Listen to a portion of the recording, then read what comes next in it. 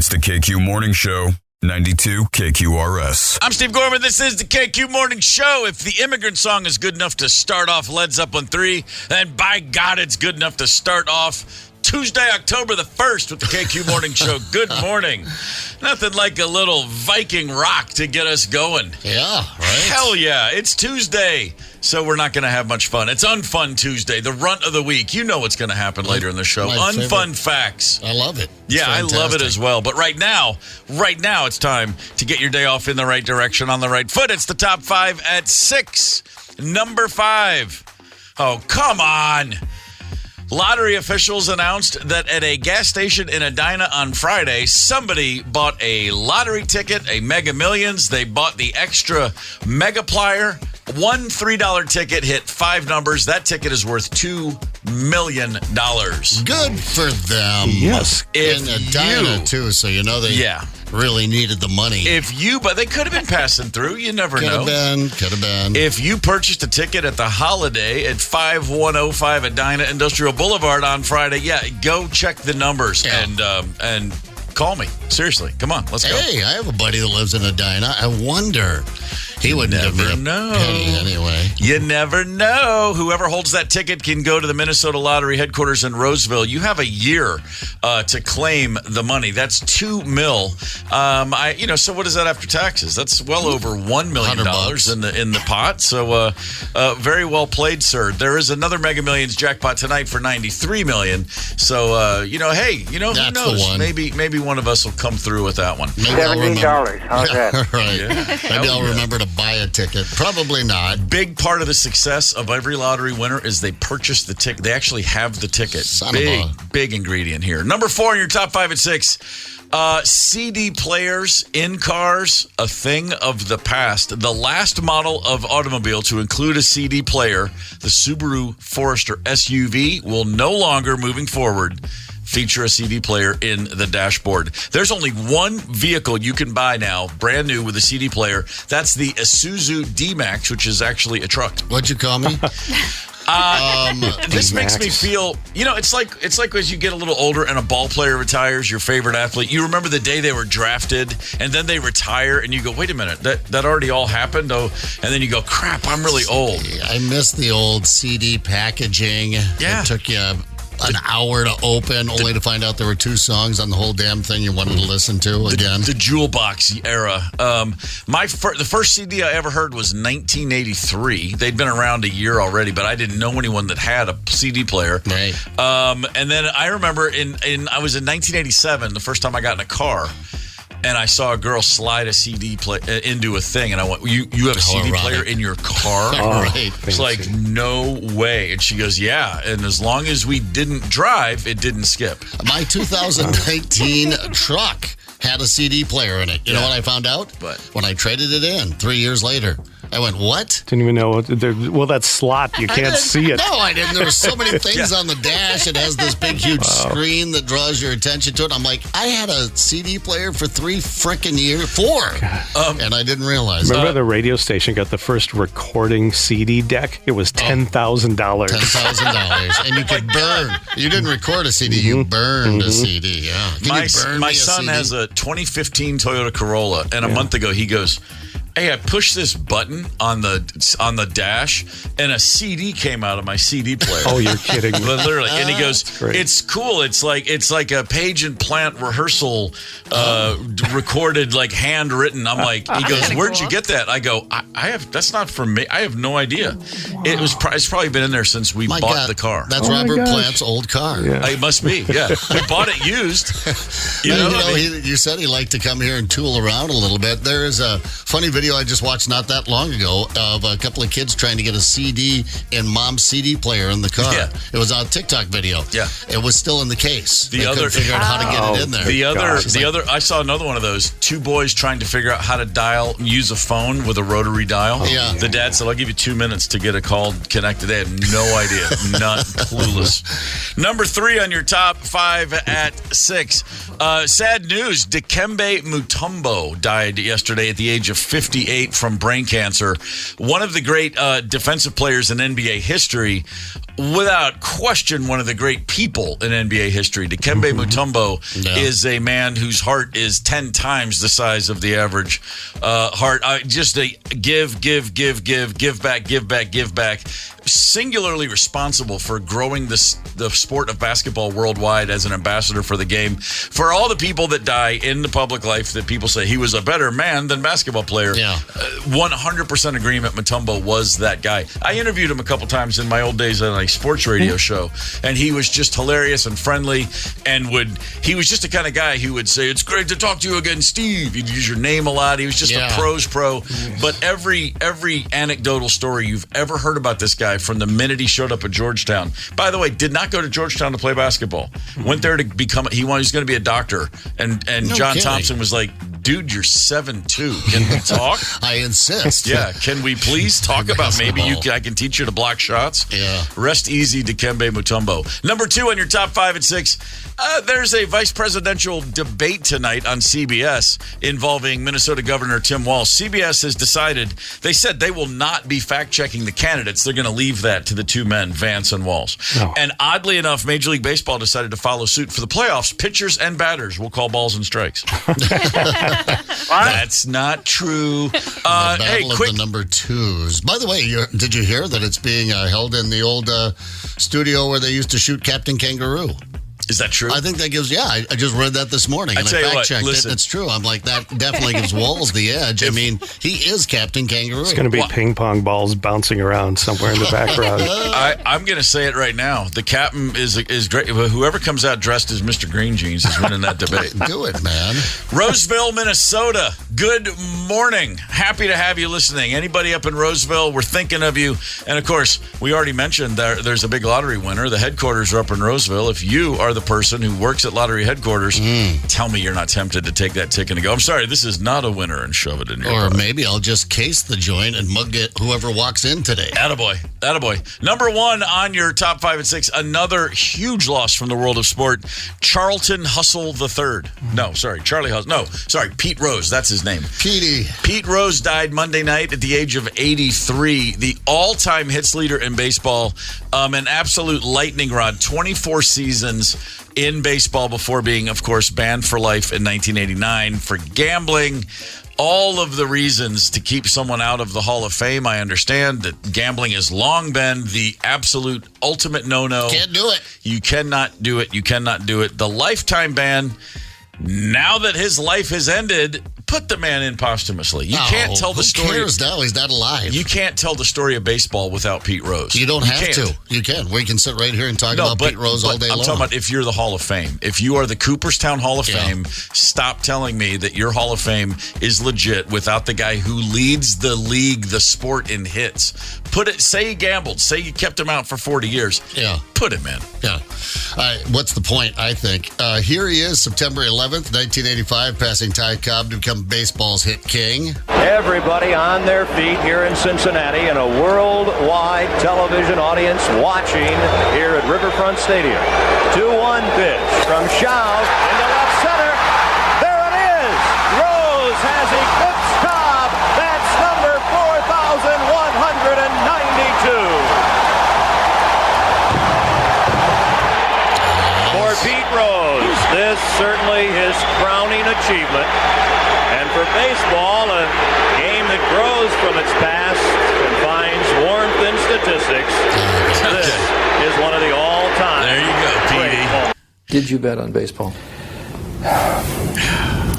Yes, I did. And that was my mistake, not coming clean a lot earlier. I was wrong. I just stupid.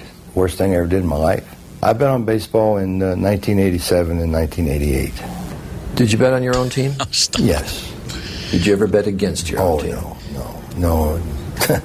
That'd be the last thing I'd ever even... Yes. Oh, stop. You didn't bet until 1987. Come, Pete, seriously. If you're going to come clean, bub. Yeah, no. Come on. Ryder was in here earlier and said, but did he ever bet against us? I said, I never heard. He bet on his own. It doesn't make any sense to me as somebody who didn't grow up during that generation. But he bet on his own team. That's what you want people to do, so right? So he says. Yeah, so why does anyone believe a word out of his mouth? Yeah, you can't really. But yeah, ended with 4,250 56 hits. I mean, you're right. He is definitely in the story of baseball. I think it feels backhanded to put him in now. I guess you can put him in now because it's a lifetime ban. Sure it does. It feels like one kind of, sticking it to him a little bit.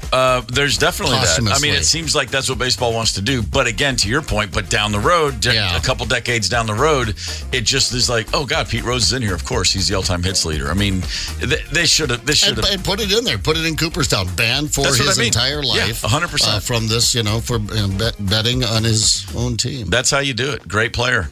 Okay, I got a question for all the dads out there. How far would you walk down the aisle? Hang tight.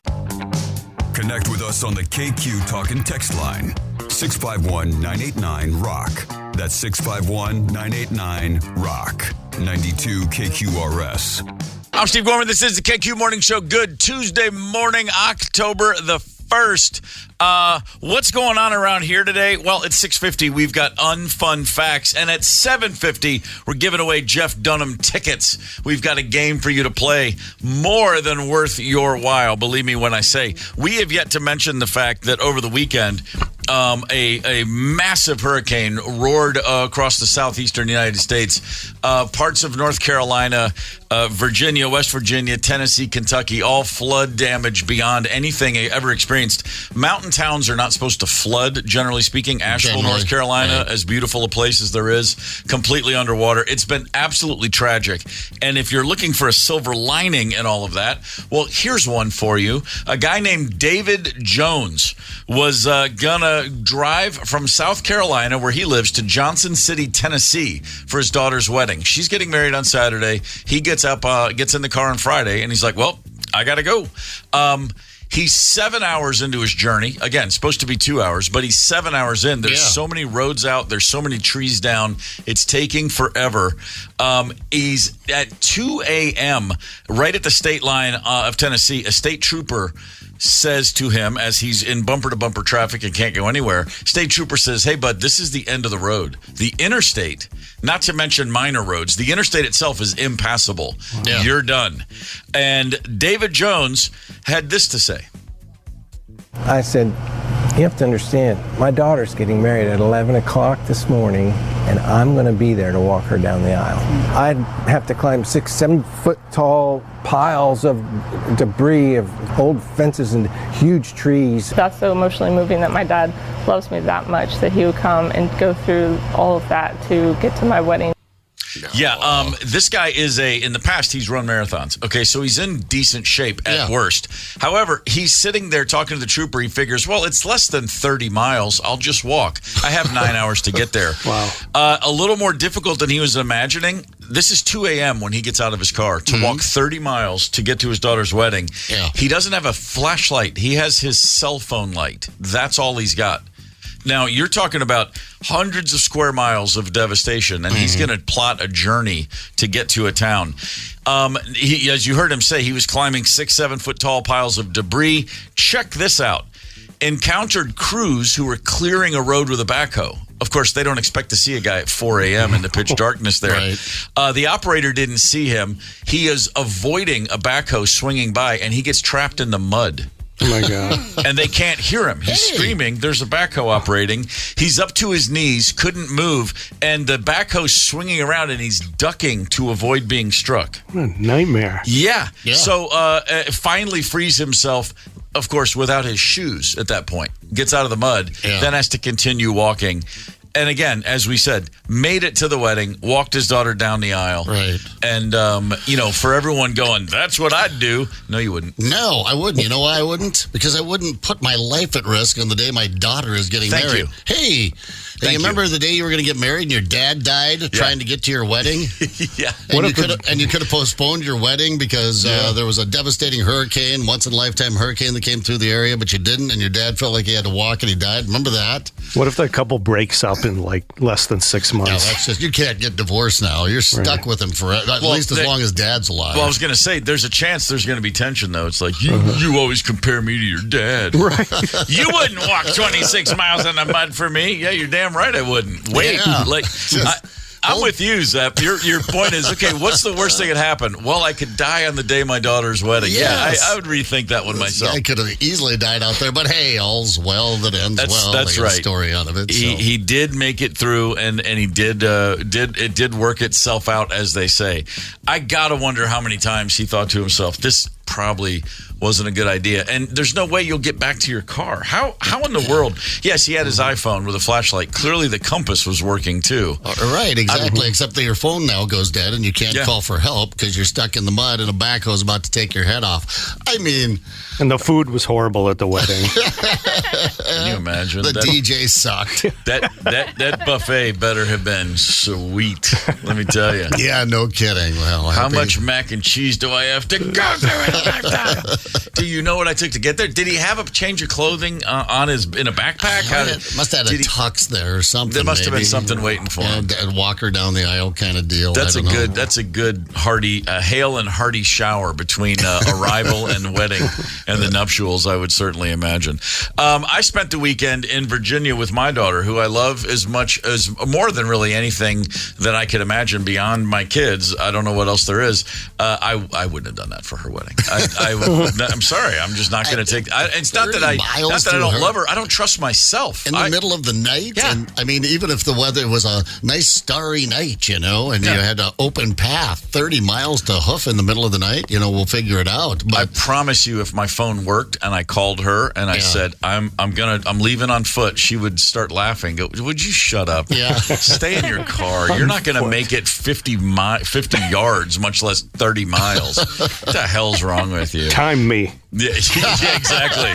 The gauntlet's been thrown down, bitch. The whole family explodes and turns sideways in a quick hurry.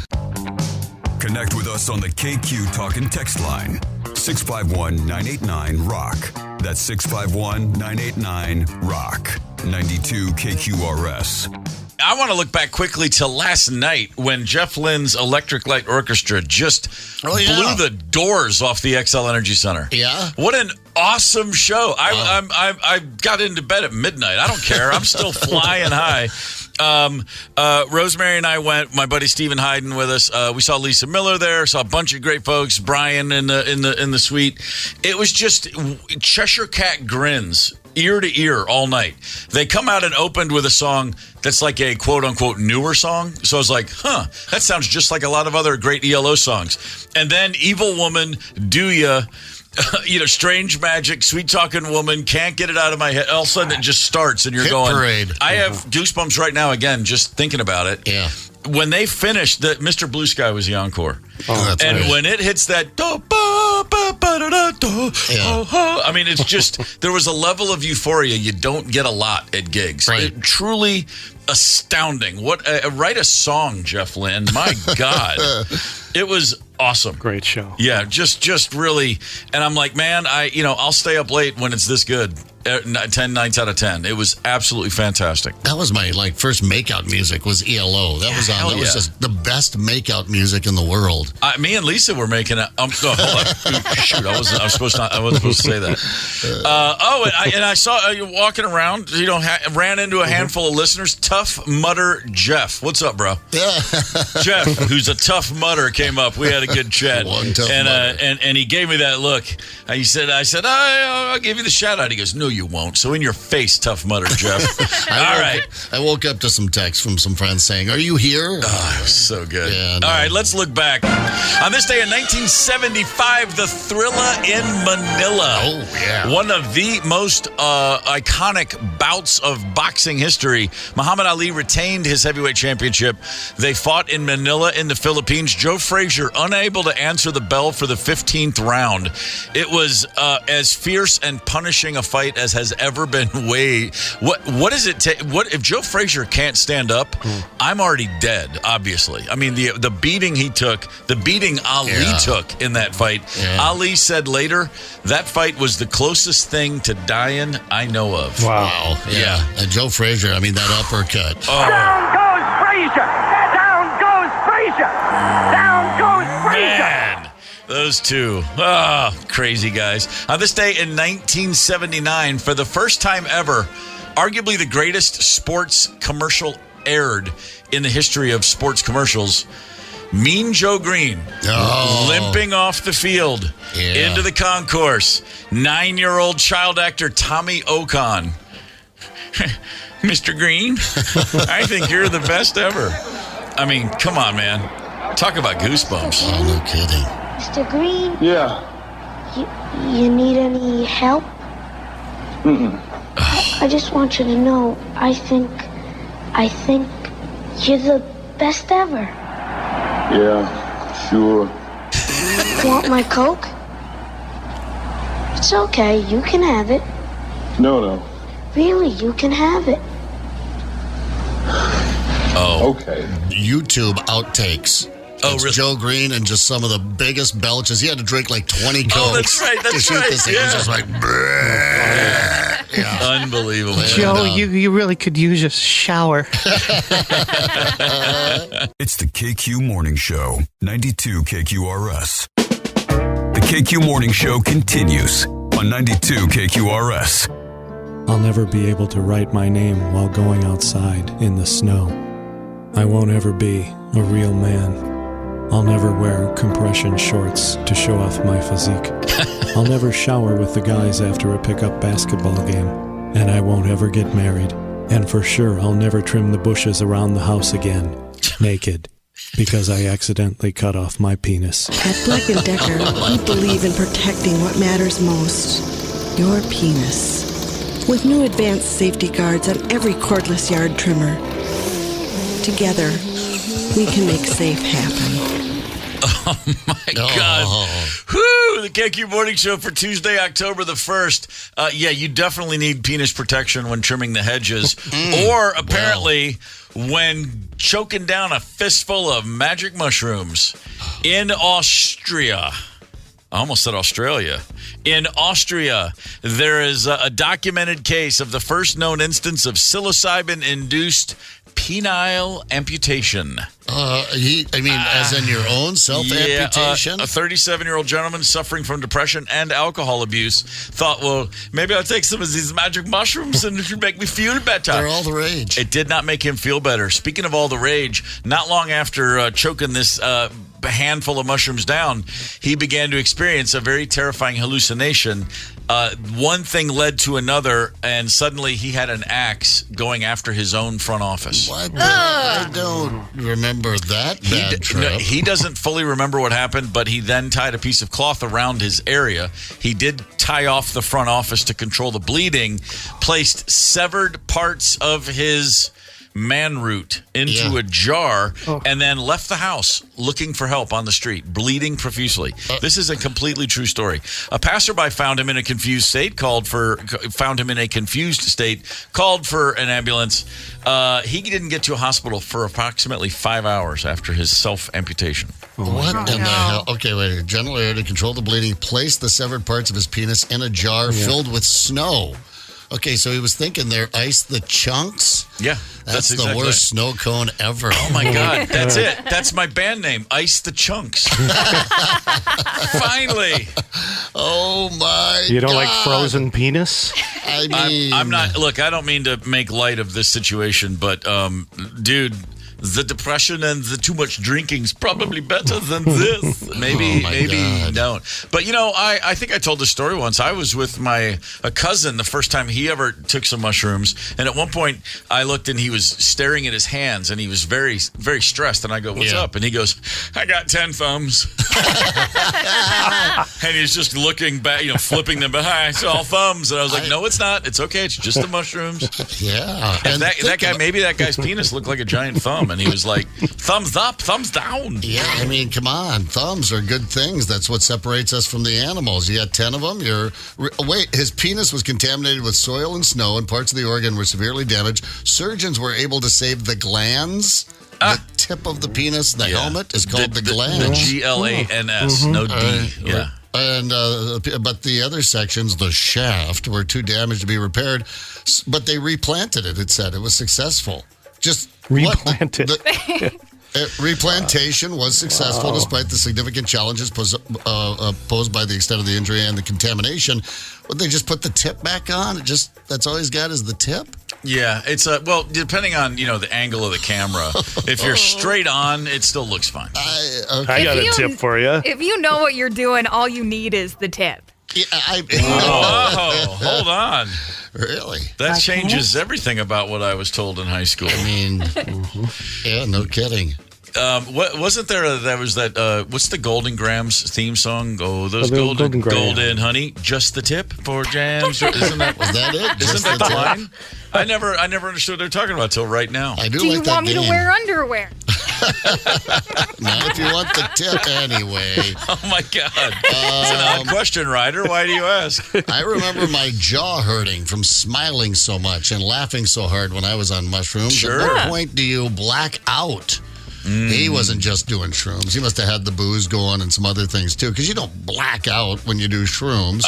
Who knows, man? Yeah, the moment the axe comes down. Yeah, that's all right. Well, it doesn't sound like he was really had much use for it anyway. He had a lot of things going wrong for him. Live and learn. He was getting laid a lot. Live and learn. It's the best we can do. Hey, Fridley, Minnesota. Good morning to our friends in Fridley. And I say friends because it's awful friendly up there in Fridley. Fridley.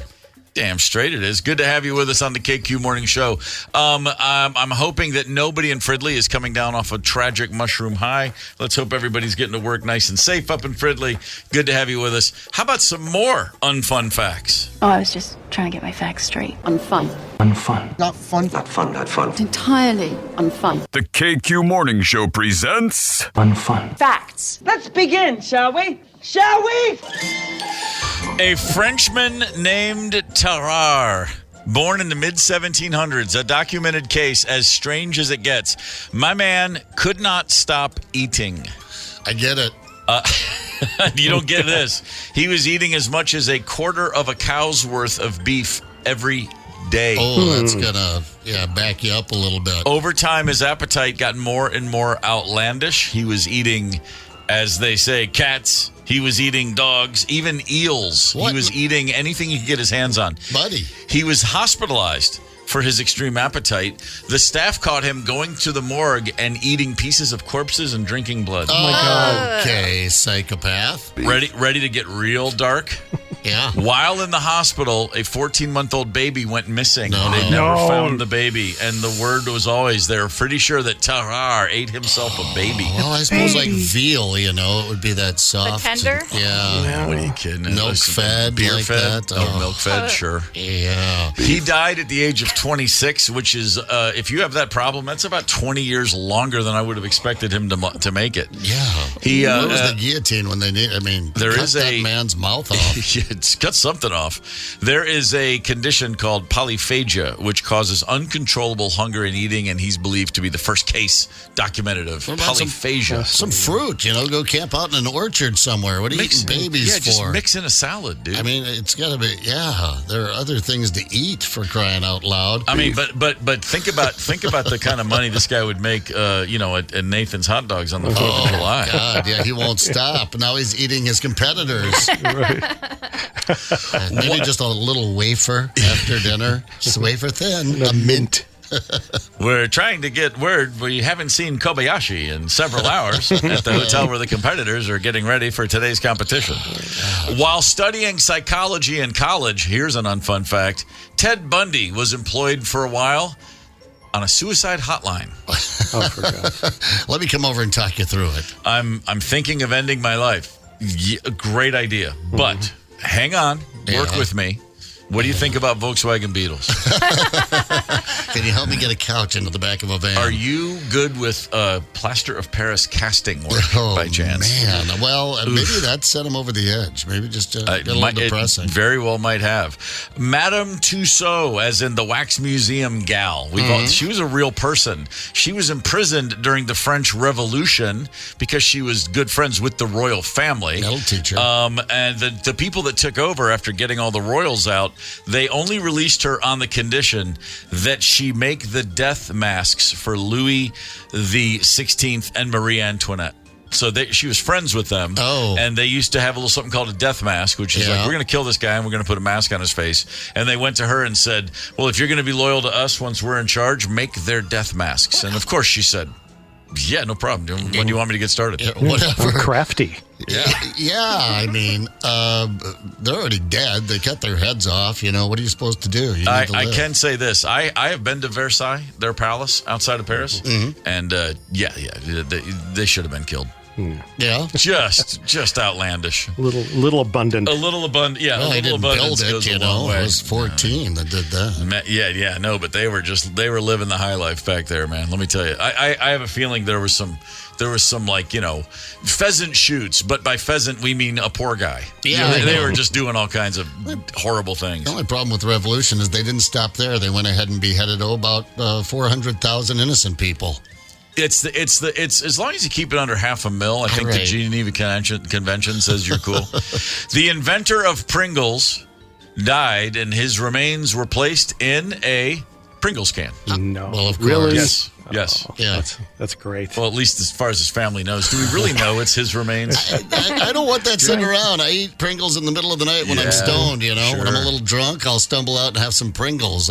Can we seal that can up? I don't want to. That's a little chalky.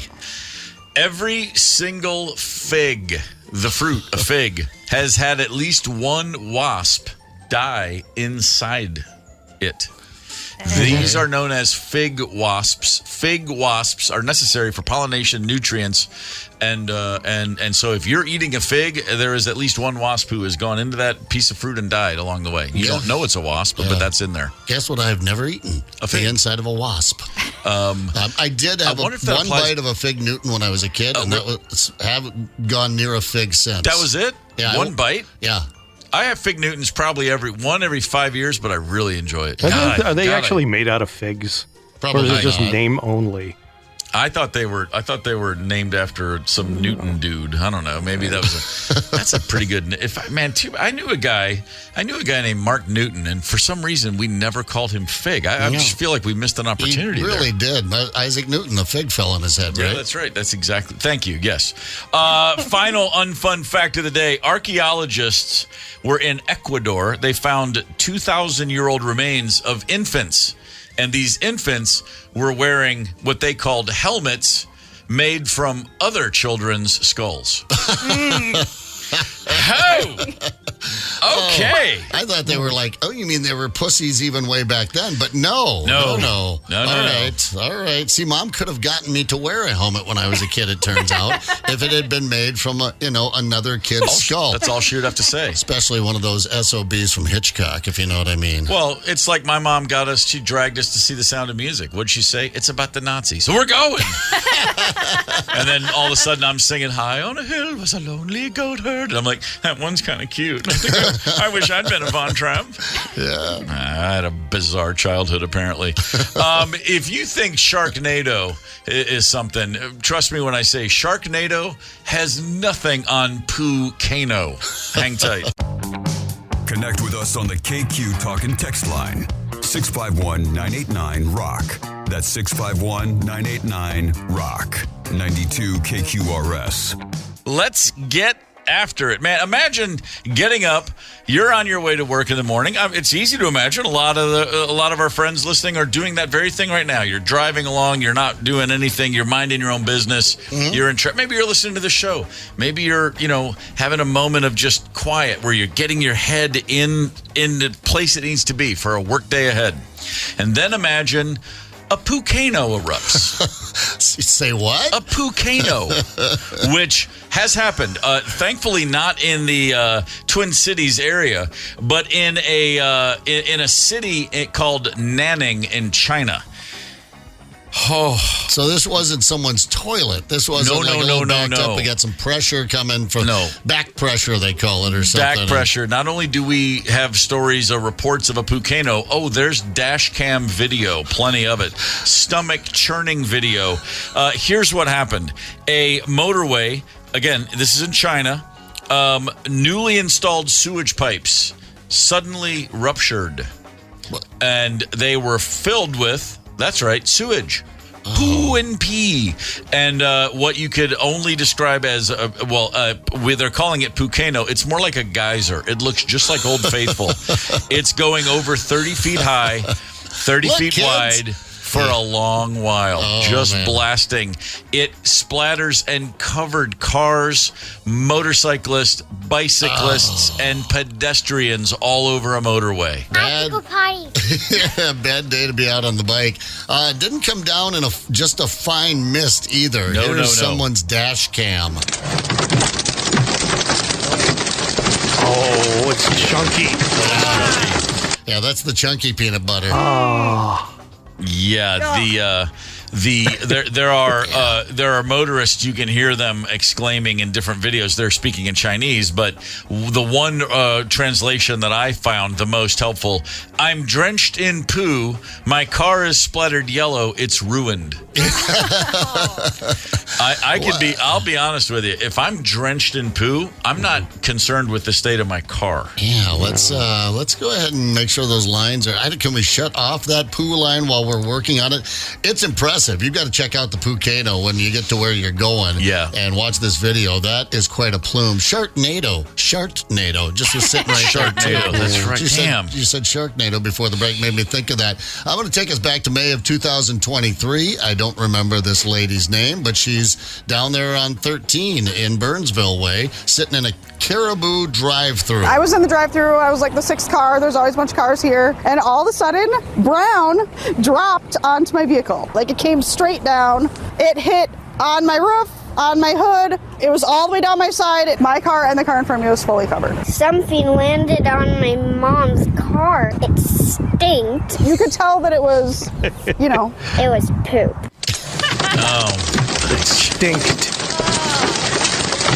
Man, a little rain today. Raindrops keep falling. There's the not windshield enough. Wiper's not taking care of that deal. There's not enough lava soap on Earth to make me feel like I'm okay after that.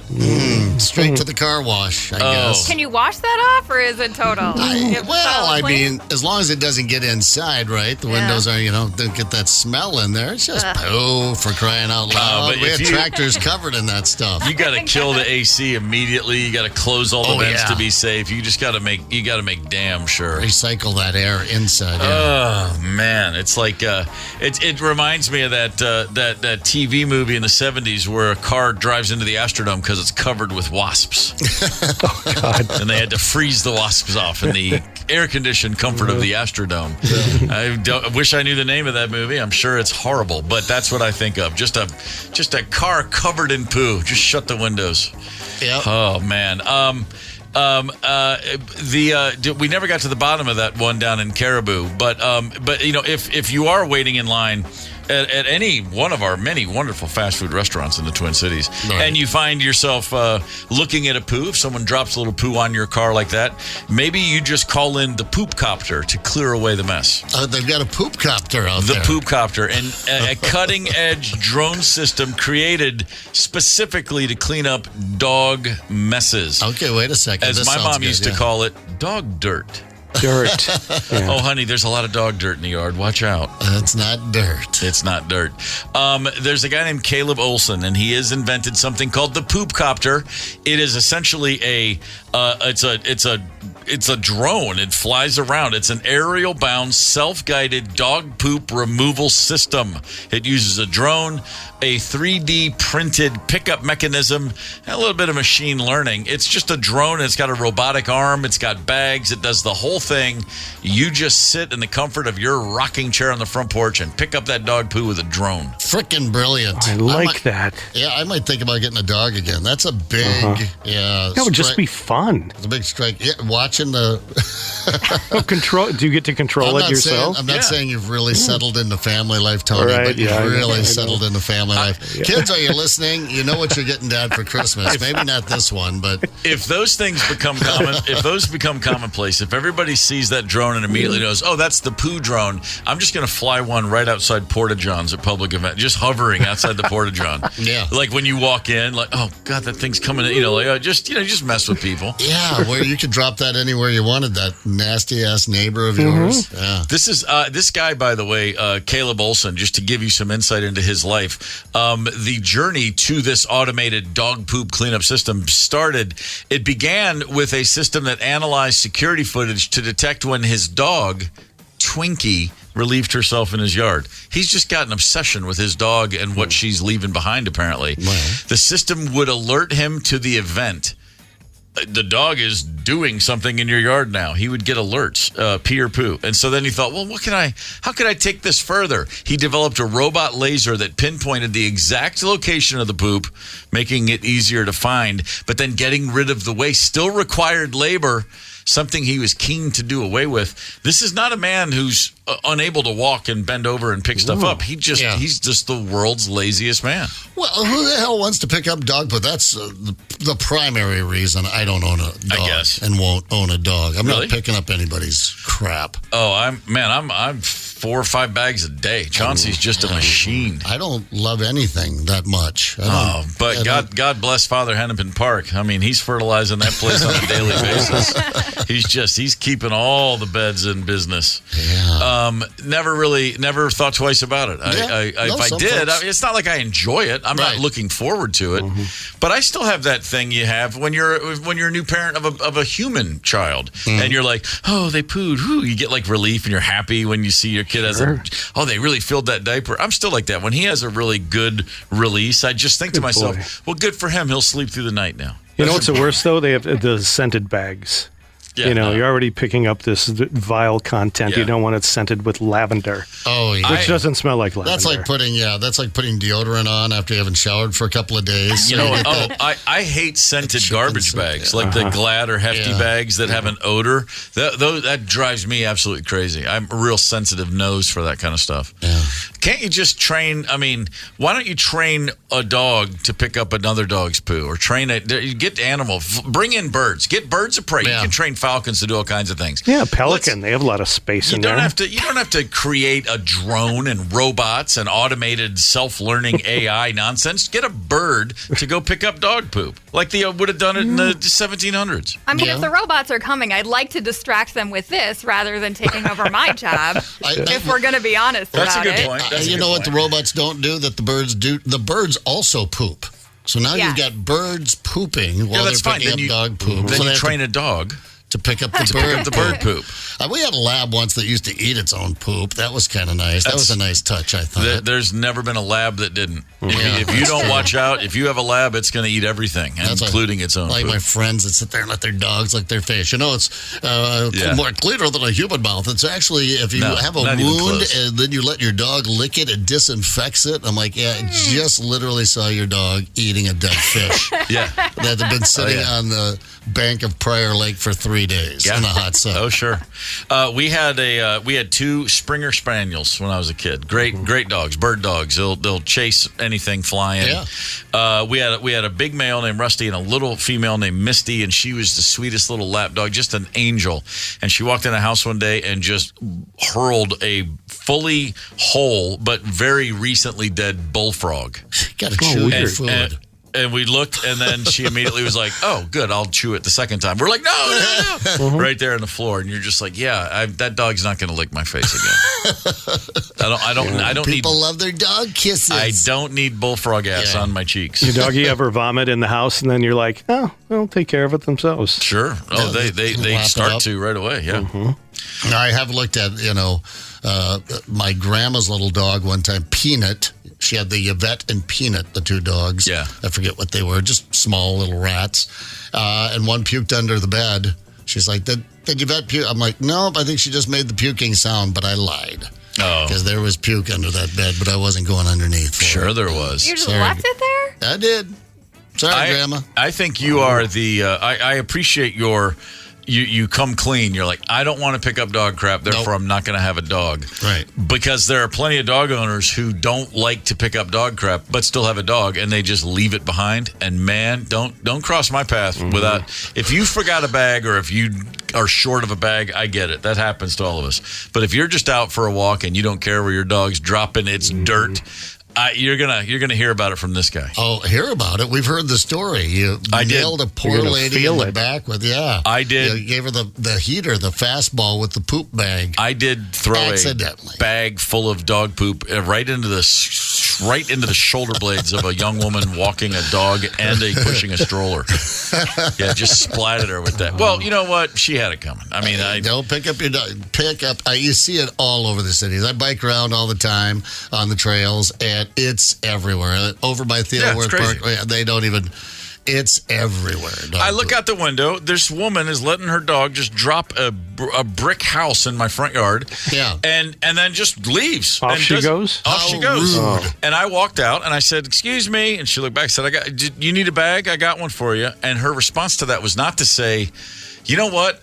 My hands are full with my dog and this stroller. I'm so sorry I didn't have a bag." Nothing like that. Mm-hmm. She didn't say, "Oh, thanks. Let me help." She just turned around and started walking faster, like she'd been caught and she just didn't want to deal with it. Yeah. And it enraged me. I was like, how irresponsible. Yes. Your child is growing up getting the wrong lessons. And then before I'm like immediately like, "You probably don't return your grocery card either, you hairy bitch." I just wanted to let her have it. And so, of course, I then scooped it for her, and I tossed it in her direction was the intent, okay? Just to come fully clean. I just wanted it to land at her feet so she would then, it was heavier and weighed more, and it came out a little too fast. Sure. And yes, I slammed a bag of poo right into a woman's back. What if it had landed in the baby carriage? That would have been fun. 3 points. I would have, if that had happened, I would have run over and apologized profusely. But since it didn't, and she spun around, and she was horrified. She, of course, thought I did that on purpose. Please tell me you were wearing just a bathrobe. No, I wasn't. But more often than not, at that time of day, I would have been. It's sad but true. Because I would have gone right up there in the robe. Trust me, I'm not afraid to confront a stranger. Oh, she had it coming. She did have it coming, and she got what she asked for. That woman is probably U.S. Senator. She's probably some huge. She's telling the story. I've had a hit taken out of me for years. They're just waiting to get me when I least expect it. I don't know what I was thinking. I tell you what I'm thinking right now. I'm thinking about the fact that Jeff Dunham's a very, very funny man, and he is coming to town soon, and we would like to give you tickets. Hang tight. It's the KQ Morning Show, 92 KQRS. It's the KQ Morning Show. Steve, Zepp, Tony, and Ryder on Minnesota's Classic Rock. 92 KQRS. I'm Steve Gorman. This is the KQ Morning Show. It is Tuesday, October the 1st. I mean, we are in the final quarter of the year, ladies and gentlemen. Oh, boy, yeah. October. Maybe we should call it Rocktober or Hawk.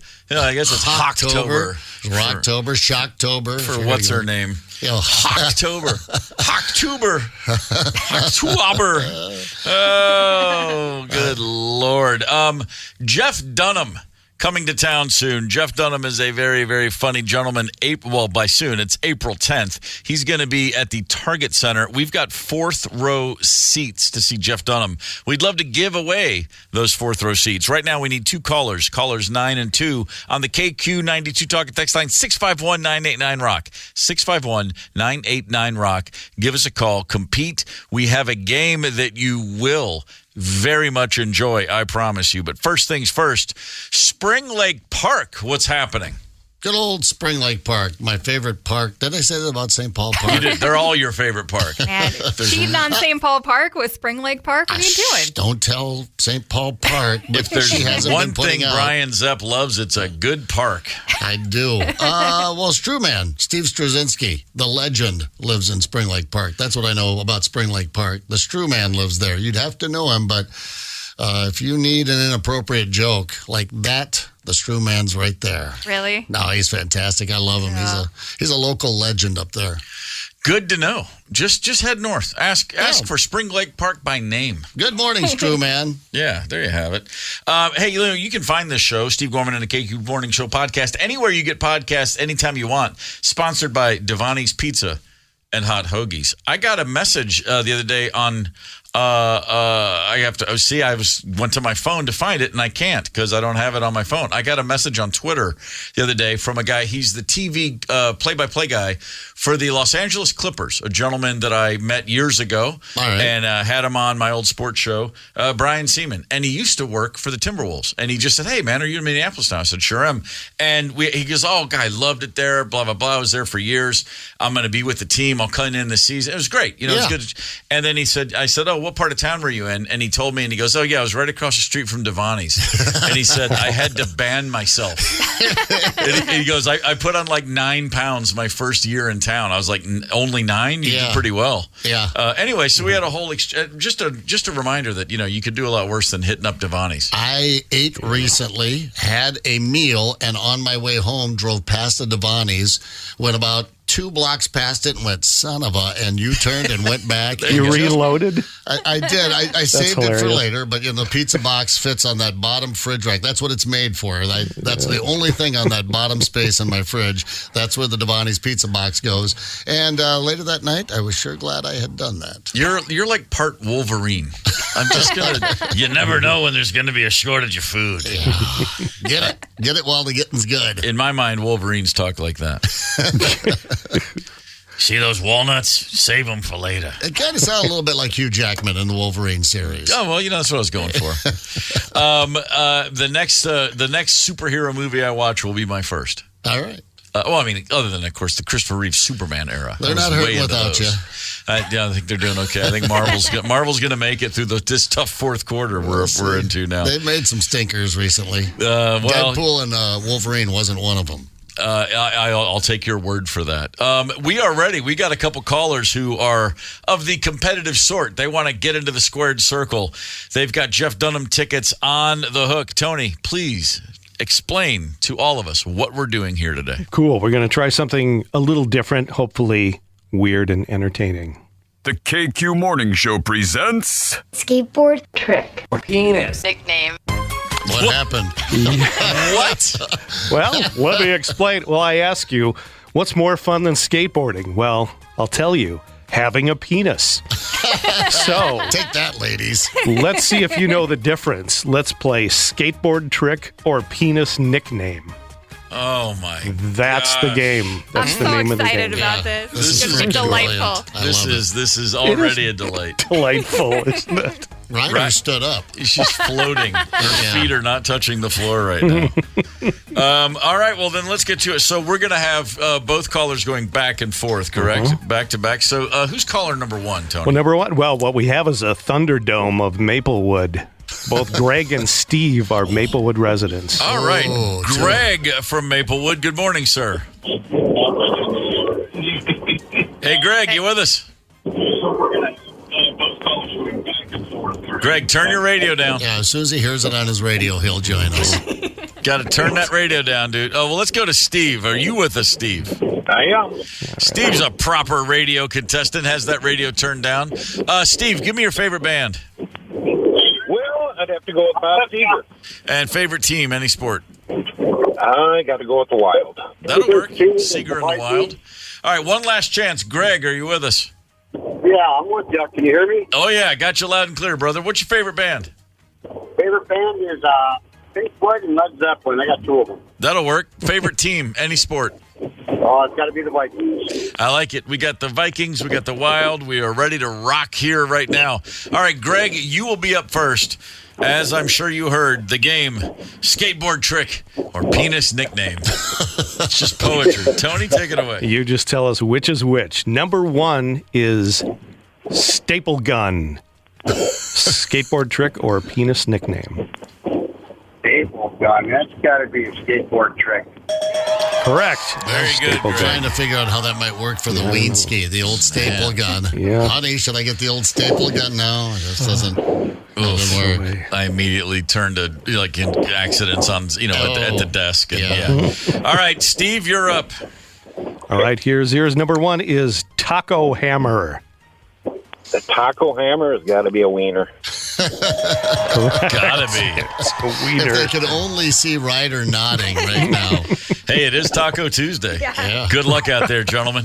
Just need the tip, we found out. That's right. That's exactly you know what you're need. doing. All right, 1-1. Well played, gentlemen. Greg, you're up. Greg, Pork Sword. Skateboard Trick or Penis Nickname? Say that again? Pork Sword. Skateboard Trick.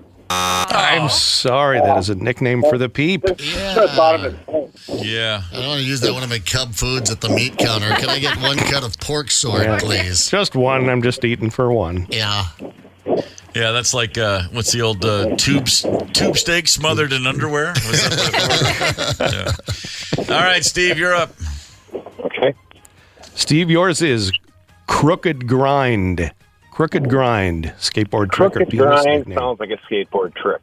Correct. Sure does. Although, some of those ween skis, they've got a hard bend in them. Yeah. I've heard. Wow. All right, let's go. Round 3. Greg, you're up. Greg, one-eyed trouser snake. One-eyed trouser. That's got to be a penis. Gotta be a penis. Gotta be. Gotta be a penis. Although I hope that some young skateboarder listening is coming up with a new trick called the one-eyed trouser. You know, he's like, oh yeah, I'll change this story. Yeah, right? All right, let's go. Steve, round 3. Steve, tailbone cannonball. The tailbone cannonball. I'm going to go with skateboard on that one. You're right.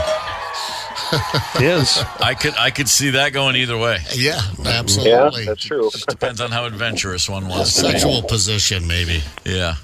All right. Another game. Let's roll along. Greg's up. Greg, yours is Willie Grind. Willie Grind. Boy, my nickname is Willie, so that's a skateboard trick. That's right. Yes. Greg, how'd you get the nickname Willie? Last name Williams. Oh, okay, that makes sense. Mm-hmm. All right. Perfectly acceptable around these parts. All right, Steve, you're up. Steve, the sixth Beatle.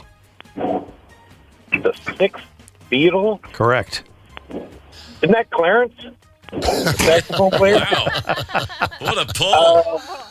The sixth Beatle. Boy, that's... I'm going to have to go with penis nickname. All right. Yeah, speaking of what a pull. All right, Greg. Greg, yours is hiding helmet. Oh, that's penis. Wow. Sure. Decisive. You know that's true. Steve, yours is power ollie. Power ollie. Is power ollie? Mm-hmm. Power ollie. I'm going to go skateboard trick. All right, good call. One more for each of yous. All right, next up is custard launcher. That's a penis. That's a penis. Custard launcher. And also half price at Culver's, I believe, this weekend. Steve, your final clue. If you get it, you are the winner. If not, we're going to go to a tiebreaker. Let's do it. All right, Steve. The JJ Slayer. The JJ Slayer. I don't want to brag. The JJ Slayer. The JJ Slayer. That's 50-51. I'm going to go skateboard trick. Oh, I'm sorry. Penis nickname. Man. The JJ. So close. Oh, shit. Yay. Yeah, you got it. Oop. Also a nickname for the penis. All right. Well, guys, you both went 5 for 6. So first things first. Very well played, gentlemen. Mm-hmm. Now, in order to solve this tiebreaker and come up with a winner, Tony's going to ask a question, most likely having nothing to do with either penises or skateboards. Yeah. And we'll get your answers, and the closest to the correct answer wins. Greg, we'll get your answer first. Here's your question. All right, Maplewood. In the Arnold Schwarzenegger film Commando, how many men did Arnie kill? Oh, mango. I'm going to say 33. All right. 33 body tags, toe tags. All right, Steve, how many? Did you hear the question, Steve? Yeah, I did hear it. I'm going to go 34. Oh, he prices righted him. Let's see what happens. The correct answer is 275 men. I don't know if you heard or not, an Arnold Schwarzenegger movie. Yeah. This wasn't an Al Pacino movie. This was an Arnold Schwarzenegger movie. From 34 to 270 some odd. All right, Steve from Maplewood, that means you are the winner today. Greg, thanks for playing, brother. Appreciate the effort. Steve, you've got 4th row tickets to see Jeff Dunham. That is April the 10th at the Target Center. I know you'll have a good time. Enjoy it, sir. Thanks for playing. Okay, have a good day. Yeah, I think there were about 30 put down in that opening scene. Just before you kick it, before the plot kicks in. Trying to think for the plot. I got lost halfway through Commando. I couldn't keep up with the plot development and the character development, especially. My God, what was his motivation again? They were just you could tell people really going through. They were working on. There was some inner work happening, and it was just hard to keep up with who was killing who and for what reason. I sensed some parenting issues with the boys in Commando. Schwarzenegger's next movie is coincidentally the J.J. Slayer. Starring I believe, a housekeeper from the Sacramento area. Yeah. Who birthed him a child, if memory serves. I'm the governor of California, and I've recently fathered a child outside of my marriage. Whoopsie daisy. Wait, that wasn't him. That was someone else.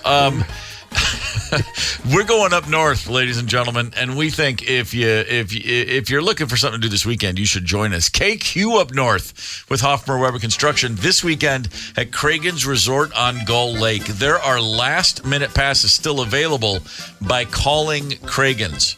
Call Cragen's, get that last-minute pass. Sponsored by Hoffman Weber Construction.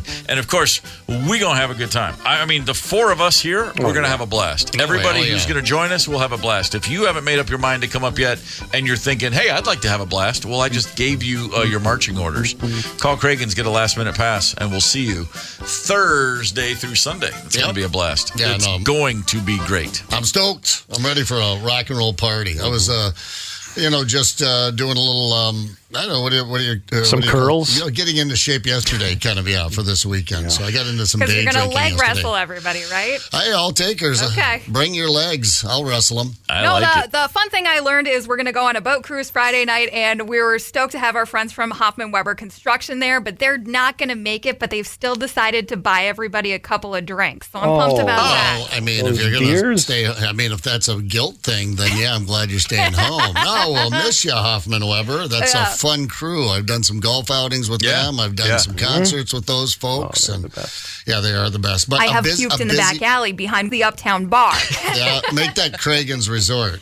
Yeah, that's exactly right. And, but it's a busy time of the year for those Hoffman Weber folks. Getting her all done before the snow starts flying. Oh, yeah. There's a lot of people we all know that if they said, hey, I can't make it, but I'll buy you some drinks instead, you're like, that's the biggest win ever. Not the Hoffman Weber folks. Sorry, we're going to miss you, because that would be great. But it just, when I heard that wonderful news, I did think there's a lot of people where I'd be like, oh, that's awesome. Yeah.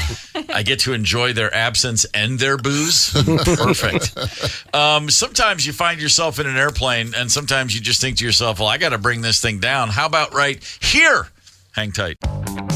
Connect with us on the KQ Talk and Text line. 651-989-ROCK. That's 651-989-ROCK. 92 KQRS. I'm Steve Gorman. This is the KQ Morning Show. It is Tuesday, October the 1st. And, we all made it into work today. Yeah. Doing just fine. Yeah, for the most part. Drove in. Didn't have to pull off the side of the road at all. Just, things happened exactly the way they were supposed to. For me, anyway. That wasn't the case for a guy from Eden Prairie. Flying from Eden Prairie,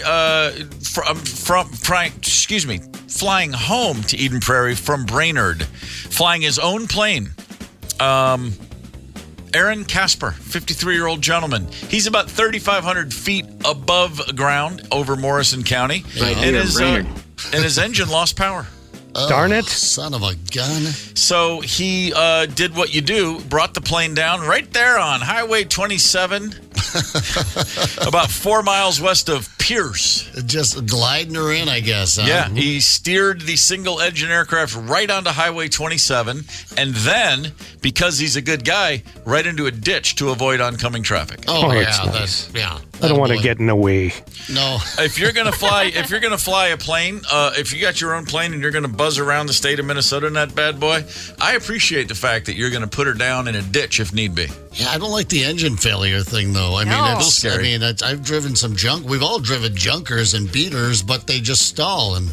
And you also drive it into a ditch and to get it out of the way. I was just going to say, then you just wander over there the shoulder. Maybe you take the ditch or whatever, but not in your planes, man. I have a lot of if I'm looking at Instagram, I'll look at a video, or on Facebook, they pop stuff in your feed, of course. You get 5 things for every one you're actually following. Mm-hmm. And I'm fascinated with airplane stuff, it'll be like windy landings or takeoffs. I'll watch one and then another, and then my algorithm just sends me 600 of them. So I'm watching this stuff all the time, and you'll see in cockpits, like a pilot, a lot of pilots set up a camera to film them flying the plane, so they can go back and make sure they did the things right. Like a lot of training lessons. You got the teacher, and you got the student in the little Piper Cub looking airplane.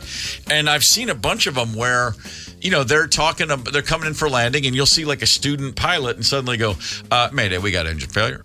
And they're talking immediately. They go into that voice of, yep, no, not going to have time for that. I'm looking for a field. And they're just so calm. Just a and the training. It's just amazing to watch. And you realize, like, oh, yeah, the people who get to the point where they're actually flying have already proven to the world that they can handle stress. Yeah, they go through those problem-solving skills very, adroitly, very logically. It's always without emotion. It's pretty incredible. I'm a good flyer. I mean, I'm fine. I get on a plane. I don't think about it. It's like it's so out of my control that I just let go. Like whatever. I mean, if something's going to happen, if there's a problem with the plane, I'll find out when everyone else does. I mean, it's just never bothered me.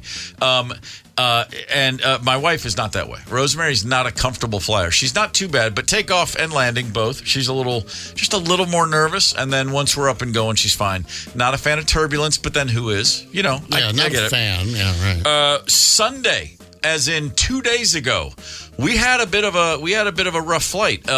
We went to see our daughter Marley at college in Virginia, family weekend.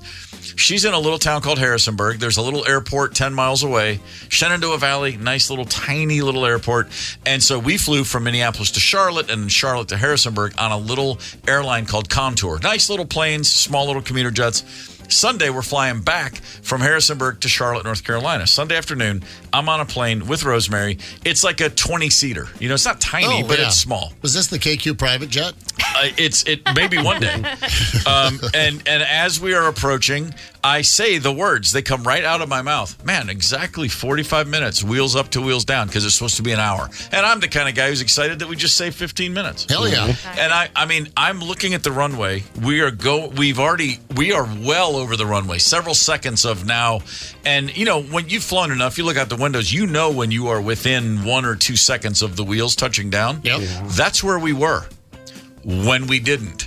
And instead, the nose went up and the engines went to full roar, and we aborted the landing. Woo! There was a squirrel on the runway. It was like, holy crap. And the very steep incline. Yeah. Way steeper than the average takeoff, and just full engines. Whoa, and maybe a little too early. But yeah, I tell you what, somebody man, else still down there. Well, that's my first thought was, what did that pilot just see on that runway? And so, but first things first, Rosemary was on the window, I was on the aisle, and I'm talking to her, and as I'm saying, like, oh man, 45 minutes, this is great, because and the look on her face, and I said, the second it starts, I go, oh no, we're going, it's a go around, it's fine. Did you get the leg squeeze? Hell yeah. Oh, I got marks on the grip of death. Yeah, and I said, oh, it's a go around, it's fine. He's just, we're pulling up, we're avoiding, and she is just white. The blood drains from her face, and I'm in mode. We've averted, honey. I'm going, babe, it's fine. It's totally fine. That what we're doing now is better than not doing this. Trust me, this is fine. It's cool. And then we're kind of taking a hard left turn as we're going too. Sure. And I'm like, they're just making sure we just go to avoid all this traffic. Charlotte's a very busy airport. And then so it turned out it was a 10-minute. It was exactly 10 minutes, and then we landed again, landed finally. We came around. Okay. So it was like a long loop of 10 minutes. All's well that ends well. And out the window on the way in the first time, we saw like a big dam, and you could see it looked like it was probably the water levels looked kind of high. We saw a dam. We saw a football field. And the first time we went by, I was like, man, look at that dam. I was like, oh, this football field. I'm just talking because I know she doesn't like to land. Well, 10 minutes later, I'm saying the same things. It was like in European vacation. Again. Big Ben Parliament, because we're doing a laugh. That's all going through my head. I'm like, hey, look at that dam, man. I'm saying the exact, and she's just like, just don't stop. It's fine. Just shut up. Just don't even, we get down. It's all fine. It's totally cool. Everything's good. But I've been thinking about it for a couple days because the pilot never came on and said, from the flight deck, sorry about that, folks. He never came on and said a word. Never addressed it. Never addressed why we just did that. Yeah, I'd like to know. I like to know. I've had that happen before, and the pilot came on. Literally, it was a Virgin Atlantic flight, so it's an English pilot, and he came on and said, well, folks from the flight deck, sorry about that. This go-round, as we were touching down, I noticed another plane on our runway, and I thought it prudent to avoid contact. The old English. Just being funny. Wit. And everyone's laughing. This guy didn't say a word, nothing. The flight attendant didn't say a word, nothing. We landed, we pulled up to the gate, everyone just got off and walked off, and the door to the cockpit was open, but I look in there, and I'm like, yo, dude, just give me the 411. I mean, I'm glad we're all safe. Great job. I'm sure you did the right thing. But anyway, so I'm thinking about it yesterday. And I'm like, man, this bugs me. Stewing on it a little. It's Contour Air. I go to their website. There's a customer email. I'm like, I'm going to write these bastards. I'm going to ask what happened. And so I send this email. I said, hey, Sunday, September 30th. I was on flight 3457. Mere moments before touchdown, the pilot opted for a go-around. No information or announcement provided as to why this happened. Can you please tell me? And I got a response back. Oh, right away. All right. Hello. Occasionally, pilots make the decision to perform go-arounds. Unfortunately, pilots are not always able to make announcements when one is made. Safety is always our top priority, and we look forward to welcoming you on board for your next journey with Contour Airlines. Neutral. Sincerely, Charlie. Here is your $150 credit towards your next flight. No, nothing. Nothing. At least that's what I was looking for. 10 minutes before he put her down, you had plenty of time to jump on and say, sorry about that, folks. That's what I was thinking. I mean, I'm sure you made the right choice, dude. Thanks for the go-around. Yeah. Whatever you saw in front of you was a lot worse. Let me know why. Maybe you just slipped. I mean, we do that sometimes. We'll hit the wrong button. You'll hear some weird sound. Maybe you just kind of Maybe you just woke up at the dork. wheel. Like you wake up at the wheel when you're drifting into the ditch and you jerk her back onto the road. Have you ever had one of those? Have you ever had a takeoff, a landing that was aborted like that, No. Tony? No, never. Zep? Yeah, I did one time flying in here, and one of our local airlines, the local airline. But no, the non-defunct local airline? Yeah, coming in over there at number 2, and they brought her down, and we did the thing, and boom, pulled right back up. Wow. I wouldn't say it was super dramatic, but it certainly got your attention and pulled you back in the seat a little bit. Oh, sure. Yeah, but we got an explanation that they didn't. They said the runway was unobstructed. However, they didn't have permission to land on it. And they thought it best to do a loop, come back at her again, and it was fairly uneventful. Yeah. No one screamed or anything like that. But I had more stressful than that. I had one aborted takeoff, and I mean right at a point where I thought it was too late. Like we're moving hard, and it was a flight leaving Dublin to fly. So it's an international flight, so it's a big plane. And I mean, we're rolling down that runway, and you're fully expecting the nose to go up, and then all of a sudden, dude slammed on the brakes, and that was way more. That was scary because in my mind, just the math you're doing without even realizing it, I was like, "There's no way we're going off the runway." Yeah, it just felt like we were already too fast to stop the takeoff. And what you said, Tony, I think that's what happened. I think the guy hit the wrong button. Maybe. Because when the plane finally did come back to a normal taxi speed, he took a hard right turn, and then we're back on the interior thing, and the pilot came on, and he's like, sorry about that, folks. He said, in my mind, every pilot talks like Chief Wiggum from The Simpsons. And he said, had an indicator came on, and we had to abort the takeoff. It's all fine. He goes, this is what he said. We're going to go back to the gate, and they're going to take a look, and we'll get you back up, and no problem. It should not a big deal, but we still had time to abort, and we just safety's our number one priority. Of course. And this is what happened.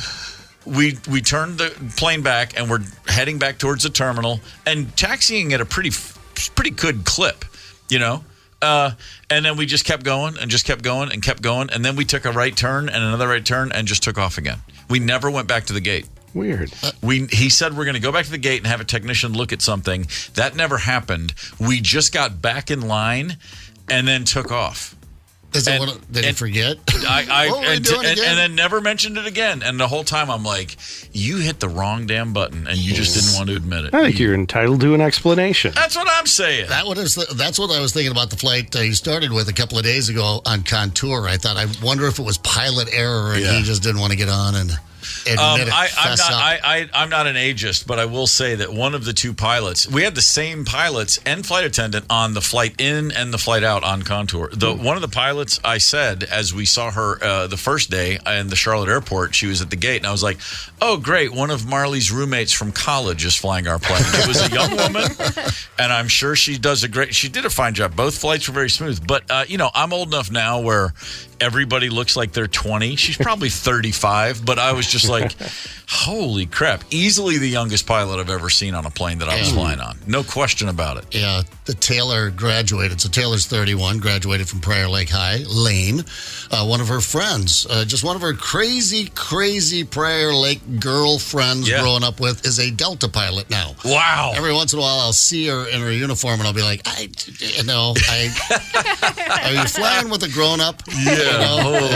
Is there a dad in the cockpit? But she is an amazing young lady. It's one thing when because I know a buddy's nephew is a state trooper, and it's just funny when you see someone that you knew as a little kid, and they're like, "Oh, that guy's a cop already." That's amazing. A pilot's a whole different level of. Wait, hold on, what's going on here? I remember her, doing things like falling off the trampoline, and sure. Running and what did she ran into the refrigerator door doing laps around the kitchen and the living room one time. Someone opened the refrigerator door and she just slammed right into it. And I'm thinking, in the cockpit now, huh? But she's great. I'm still the kind of guy, though. I do really enjoy flying. I will find myself sometimes, and I've flown a lot. It was just in the 90s, especially touring with the band. It was just nonstop. And I still will be sitting at the gate and be like, oh, this is going to be so cool, man. Get on a plane and get up in the air. And then I've made this horrible mistake where I downloaded an app where it tells you what planes are flying overhead. You and this damn app of yours. I am obsessed with, now that I can look at any plane overhead and determine where it is. Like yesterday, I was walking Chauncey, and we're right on down on Main Street, and I look up, and there's a Delta. It's a big sucker, and I'm like, that's obviously going to Europe. And of course, I pull out the app, and it's going to Amsterdam. And then I'm like, oh man, Amsterdam. First time I went there, and I haven't been there, and I just have a couple, 10 seconds of Amsterdam thoughts, and I look at the plane. I'm like, they're all going to have fun. And then I'm like, well, time to pick up Chauncey's poo. And I just get right back to my life. But this app, it's like I really need to get over it. But no, I love it. I'm still obsessed. Well, it occupies your mind. I enjoy flying. I enjoy planes, but I would never say I'm in love with a plane. That's because I'm not Michelle Kobke, a German woman who announced recently that she has ended her relationship, a years-long relationship that she had with a Boeing 737. Oh, I thought that would last. Damn. This is true. 737s, love them today, leave them tomorrow. That's exactly it. A decade of being together, in her words. She announced their relationship has come to an end. She said there's just too much distance between them. The plane is still working all the time, and he's just not home enough.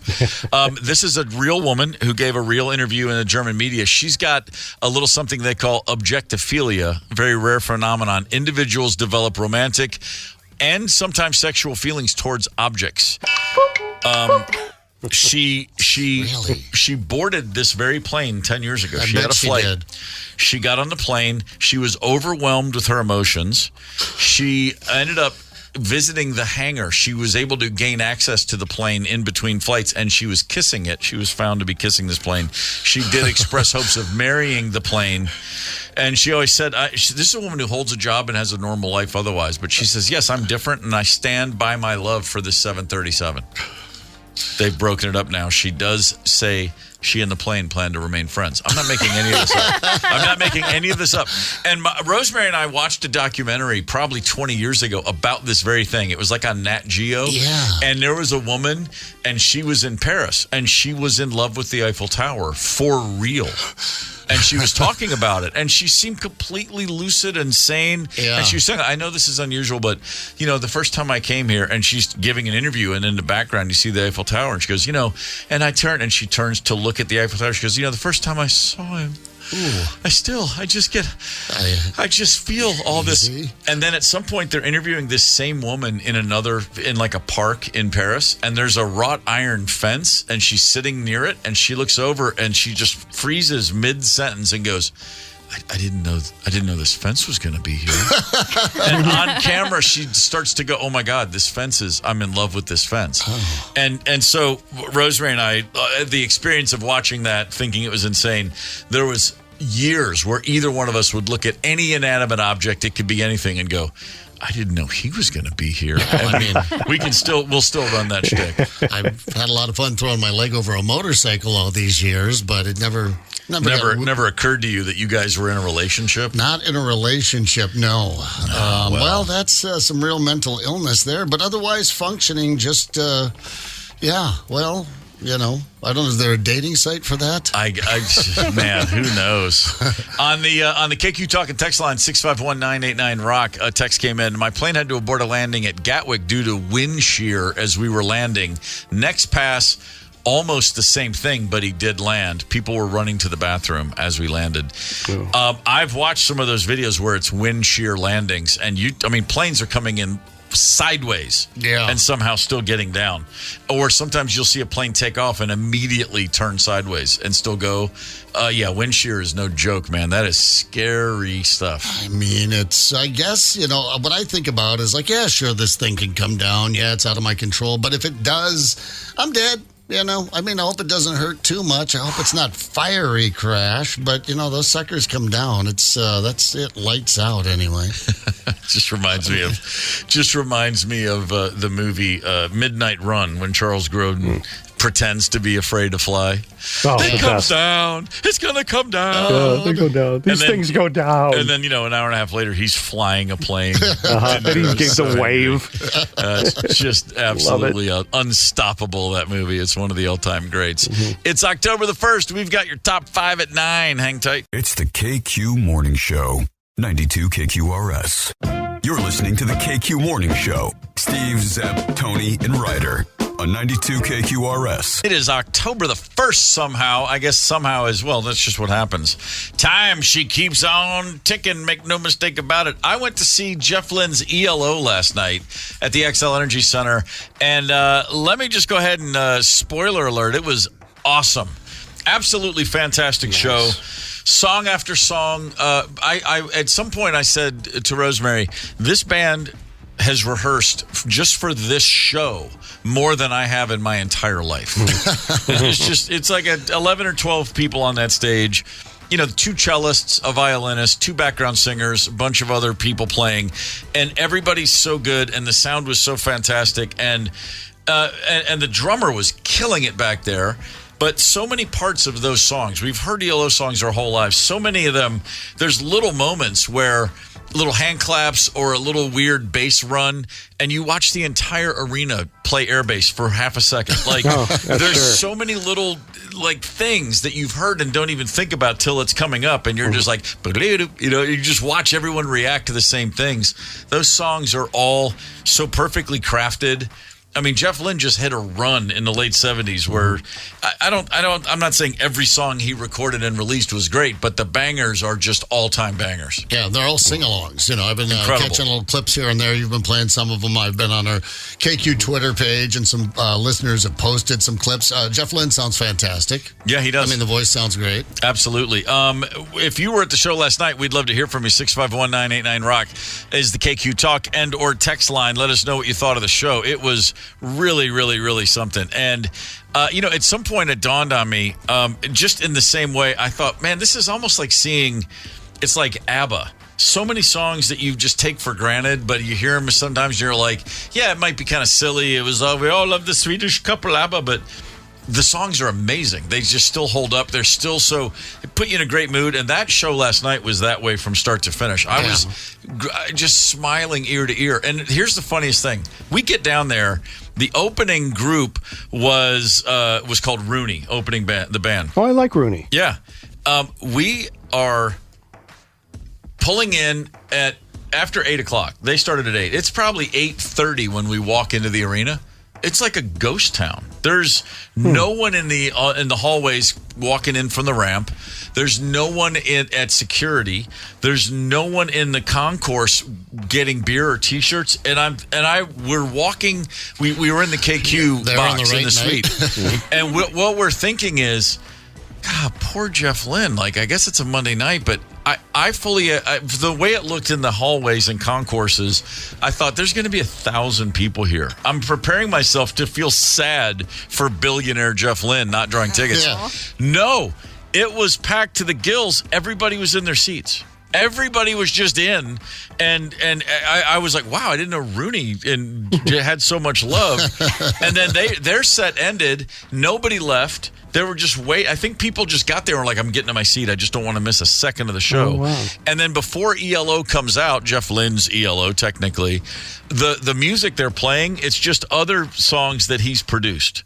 George Harrison stuff, Traveling Wilbury stuff, right. Tom Petty stuff. And it's like, oh my God, this guy is just killing it. And then they walked out, and it was a ferocious, great show from start to finish. And the crowd fully involved, completely packed. It was awesome. That sounds great. And I just, I'll take a lot more late nights if it's going to be that good. I'm still just kind of riding high. Now I'm about to crash. I got a couple hours of sleep, and I'm sure right around the bend there's going to be a hoo boy. But right now I'm still feeling so good from having seen that show. Sleepy day. Well, ELO is a ELO tribute band. I don't know if they're still together or not. I think they are. All right, been a few years since I've seen them, but they've kept that music so rich here. I mean, there was a time. That was a tough show to get into. It was like packed at every ELO show, but haven't been to one of them in a while. But a big tribute band here. Yeah, no, I know the drummer David Russ. He's a buddy of mine. I haven't seen the band yet, but I would love to see them. Speaking of bands that have been around a minute and their music is a big part of our lives, check this out. The Scorpions return to Las Vegas with their Coming Home to Las Vegas. 60 years of the Scorpions residency. 60 years of the Scorpions. February 27th, it opens at Planet Hollywood Resort and Casino. Why don't you try to score a trip for two with round trip air, 2-night stay, tickets to opening night, and more? Text the national keyword autograph right now to 95819 for a chance to win.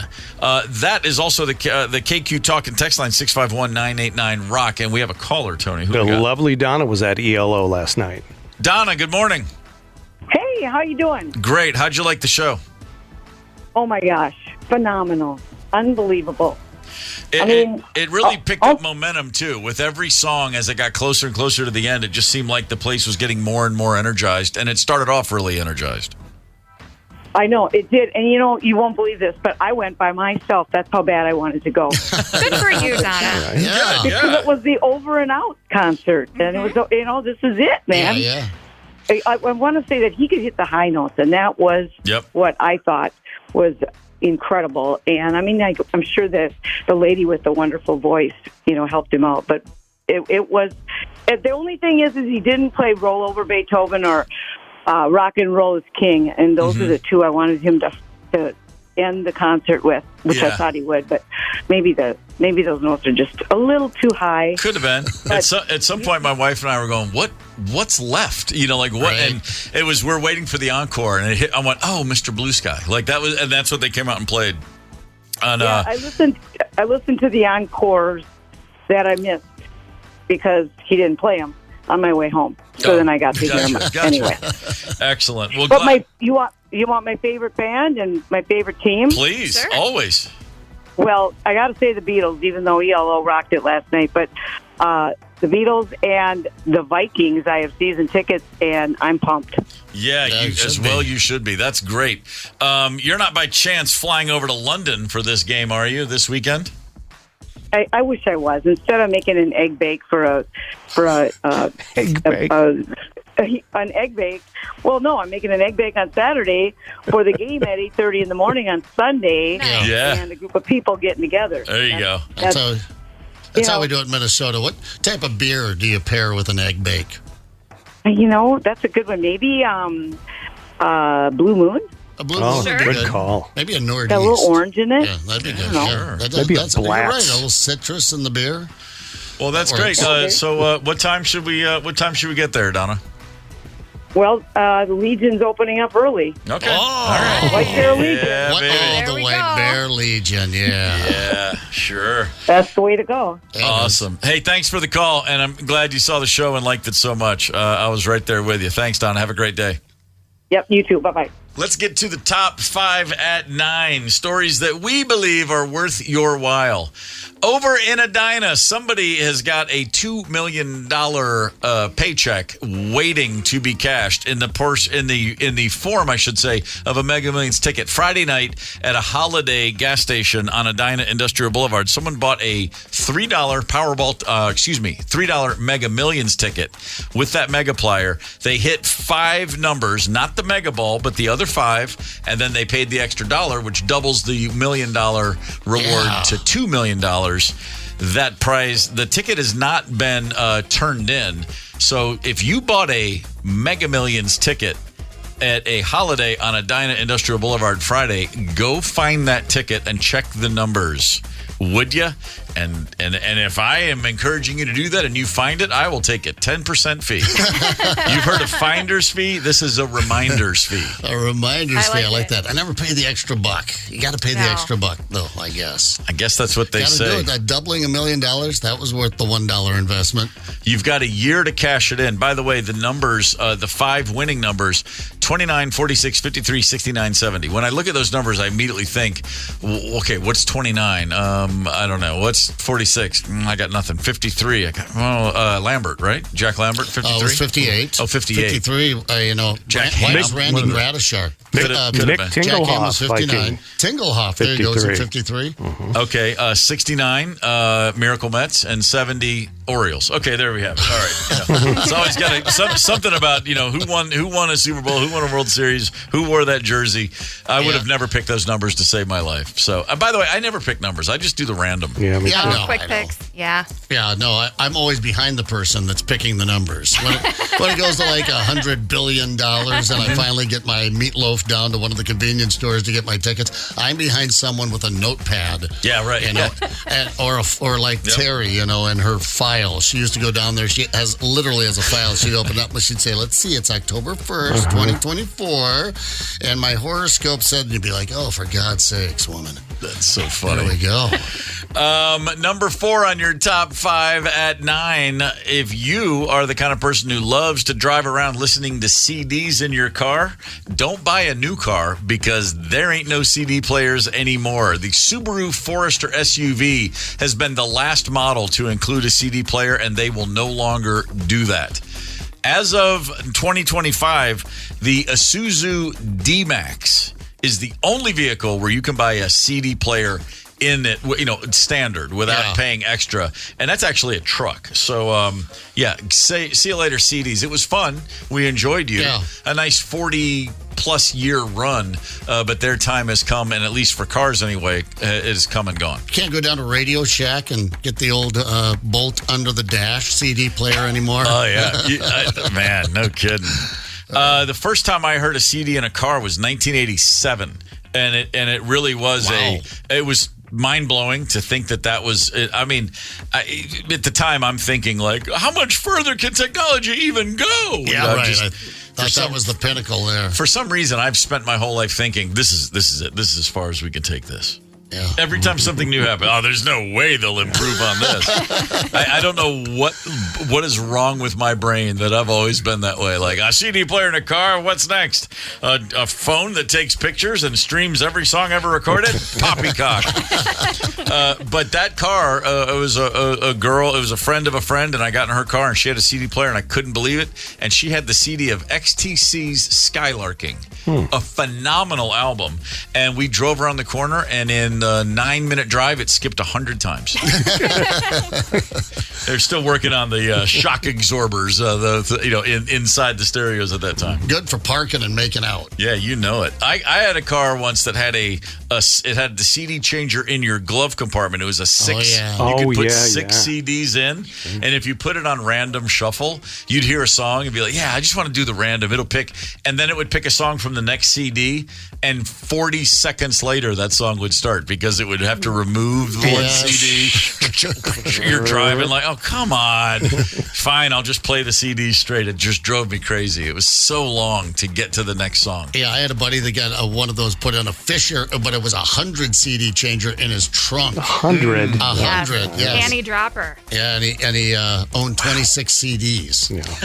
But he was ready. Yeah, he was ready. In case a box fell off a CD truck, he was going to be set, man. Number 3 on your top 5 at 9, Dikembe Mutombo died yesterday at 58 years old. My man had brain cancer. Dikembe Mutombo Mopolando Mukamba Jean-Jacques Wamatombo is his full name. Junior. He went to Georgetown University from the Congo to study medicine. He got a scholarship to go into pre-med. He was 7'2", and Hoya's basketball coach, John Thompson, was like, excuse me, young man, can we have a conversation about your future? He got degrees from Georgetown in linguistics and international diplomacy. And of course, eventually realized I'm really good at playing defense in basketball. Yeah, I don't have to score. I'm so good at defense, I'll go make tens of millions of dollars doing that. And from every anecdotal and more researched, if you want to dig into Dikembe Mutombo's impact on the league, his teammates, and then the world of African basketball, not to mention many other human rights issues, a wonderful man. Everybody talking about him today. If you around sports media, people are just devastated by this loss. What a wonderful guy. I interviewed him a couple times, and he was just beyond charming and gracious and super cool. Rest easy to Dikembe Mutombo. Unforgettable character. Number 2 on your top 5 at 9, there's a vice presidential debate tonight on CBS featuring Minnesota Governor Tim Walz and J.D. Vance. CBS has announced they will not be fact-checking the candidates. They will allow the candidates to do that themselves. That's all right. The voters don't fact-check them either. No. It's kind of like when you just open up the whole bag of dog food and say, my dog will stop eating when no, he won't. He'll just eat the whole thing. Let the players call balls and strikes while you're at it. Ryder was in here earlier talking about someone she knows going to a debate watching party. Oh, boy. Oh, what do you wear to that? Nothing is what I mean. A debate watching party. I mean, I would honestly, literally, what was that story we had earlier? Cut my own wiener off with an axe. Without the mushrooms? Without the mushrooms, then go to a debate watching party. My God, what the hell is going on? It's kind of just an excuse to drink on a Tuesday. All right. Well, I mean, okay. I don't know how much watching there will be. Yeah. Have a shot every time you weep for the past. Number 1 on your top 5 at 9, Pete Rose, Charlie Hustle, gone as well. Died last night at the age of 83 years old.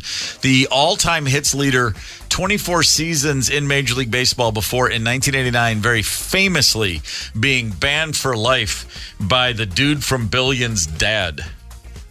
Actor Paul Giamatti, Billions, Sideways, and many other great performances. His dad was Bart Giamatti, the Major League commissioner.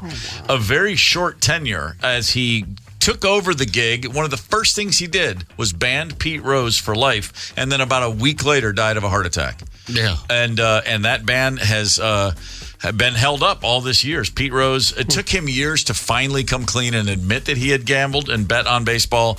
It took him years to be at all contrite and admit it was a mistake. And then he spent obviously the last, I'd say 15, 16 years very openly lobbying to please let me in the Hall of Fame after a few years saying, I don't care or whatever. Yeah. But at the end of the day, it never happened. He is the all-time games played leader, all-time plate appearances, all-time at-bats, all-time hits. Only one of 2 men to have over 4,000 hits in his career. It's he and Ty Cobb. And the fact that he's not in Cooperstown, it just gets sillier with every passing year. Well, I think now that he's dead, you mentioned it earlier, and I thought, why even bother now? What's the point? But you're right. It was a lifetime ban. His life is over. Baseball made its point. I could really care one way or the other. Here he is, finally admitting to it. Interview with Charles Gibson back in 2004. Did you bet on baseball? Yes, I did, and that was my mistake, not coming clean a lot earlier. I was wrong. I just stupid. Worst thing I ever did in my life. I bet on baseball in 1987 and 1988. Did you bet on your own team? Yes. Did you ever bet against your own team? No. That'd be the last thing I'd ever even consider. That's because I want to win every game.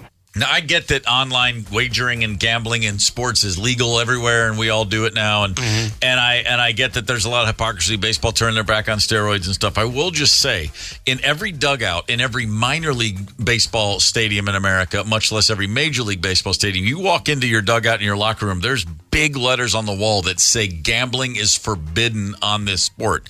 Yeah. I mean, it's one of the cardinal, it's probably the most important thing after the Black Sox scandal of 1919. Not betting on baseball is a pillar of the sport. Yes. So, I mean, he violated something that is, you're told from every, the minute you join baseball, you best not be caught anywhere near a bookie.